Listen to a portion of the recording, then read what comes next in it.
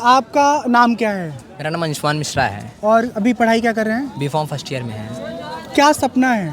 मेरे को एक अच्छा फार्मासिस्ट बनना है। अच्छा फार्मासिस्ट बनना है। आपको पता है फार्मासिस्ट बन के लोग दवाई की दुकान खोलते हैं Yes. और गरीब मजदूर तमाम लोगों को लूटते रहते हैं। तो ऐसा नहीं करना, उचित मूल्य पे उचित दवाइयाँ देनी है, ठीक है? भक्ति जीवन में क्या असर होता है?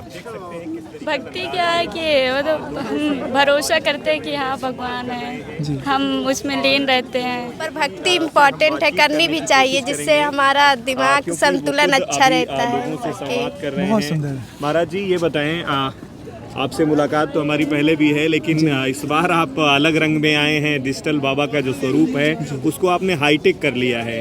कैसे लोगों से मिल रहे हैं, क्या कुछ इनको बता रहे हैं और क्या कुछ इनसे आप मेरी कोशिश ये है कि जो हमारी पीढ़ी के आसपास के बच्चे हैं, युवा वर्ग जो है, उनसे मैं रूबरू हूँ।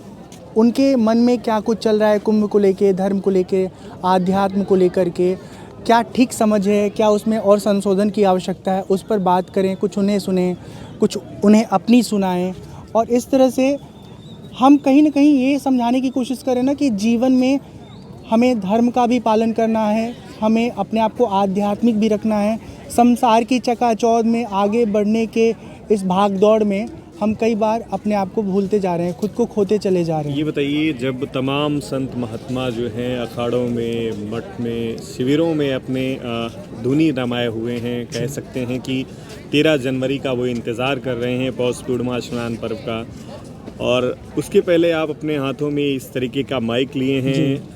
हाईटेक जो फ़ोन है आज के समय का, डिजिटल कह लें, क्योंकि इस बार का जो महाकुंभ है वो भी डिजिटल ही होना है। तो आप डिजिटल तरीके से महाकुंभ में लोगों से संवाद कर रहे हैं, धर्म और अध्यात्म की बातें कर रहे हैं। जी, आध्यात्म और साधना ये मेरा नितांत निजी जीवन का हिस्सा है, वो मेरा चल रहा है। जब हमारे पास एकांत का समय होता है तो हम अपने आप को अकेले में बैठा करके भजन साधन करते हैं, सुमिरन करते हैं, ध्यान करते हैं। लेकिन जब हम गंगा के किनारे आते हैं तो हम देखते हैं कि हमारे जैसे बहुत सारे युवा हैं जो सोशल मीडिया में उलझे पड़े हैं। तो उन बच्चों तक पहुंचने के लिए ये मेरा एक तरीका है कि हम अपने विषय वस्तु को लेकर के उनसे रूबरू हों, उनसे जानें, समझें, उनको बताएं, सिखाएं, समझाएं। और कहीं ना कहीं बस एक कोशिश है कि बाहर की दुनिया को चाहते हो तो चाहो, उसको पाने की कोशिश करो, पर अपने आप से जुड़े रहो। अपने जो सनातन धर्म की जो जड़ें हैं, जो हमारे यहाँ धर्म में नैतिक शिक्षा है, जो बड़ों का सम्मान करना है, जो खुद को जानने की बात कही गई है कि खुद को जानो, स्वयं को जानो। सब कुछ जान लिया, कुछ जीवन में असर नहीं हुआ। यदि स्वयं को जान लिया तो कुछ नहीं भी जाना ना, तो भी जीवन सार्थक हो जाएगा।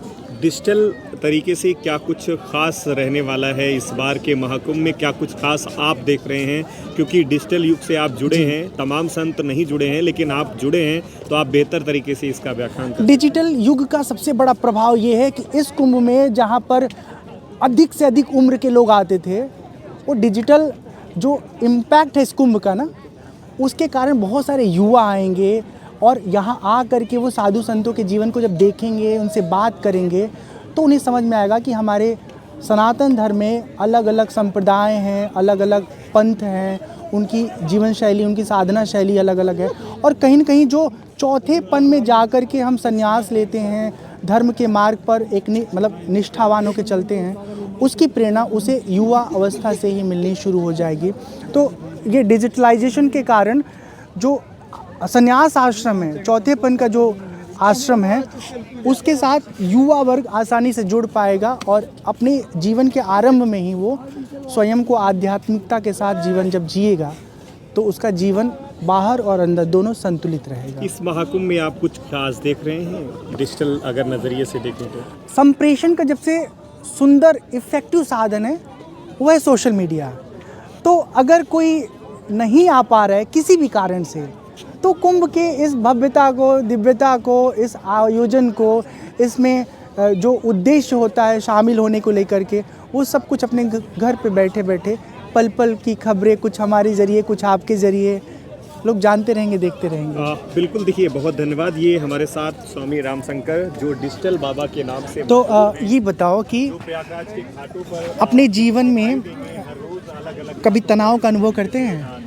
जी बिल्कुल। जब एक स्ट्रेस जैसे बोलते हैं ना, जब रात को पढ़ने बैठते हैं और जो चीज़ पढ़ना चाहते हैं वो नहीं होता है, तब बहुत मतलब अंदर से टूटता उसे है। निकलने का तरीका क्या होता है? उससे निकलने का तरीका मेरा यही है कि मैं अपने मम्मी पापा को फ़ोन करता हूँ हाँ। और बस उनसे बात करता ये बहुत बहुत सुंदर बात है, हाथ मिलाइए।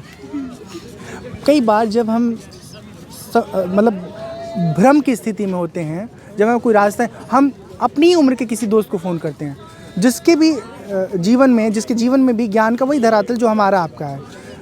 हम जब परेशान हो तो हमेशा अपने से बहुत श्रेष्ठ और बहुत समझदार लोगों को चुनें, अपनी समस्या को सुनाएं और फिर उनका परामर्श लेकर के अपने जीवन को बेहतर बनाएं। बहुत शानदार है। तो रहने वाला स्वामी जी। कहाँ के हैं आप? हम तो यहीं प्रयाग की प्रयाग की। महिमा हमारे ऊपर है, हम यहीं पिछले से बार भी आप 19 में जी में ही रहे ना? तब भी जी में था। तो लगातार जी से सफर बना हुआ है। हाँ, गंगा जी की कृपा है।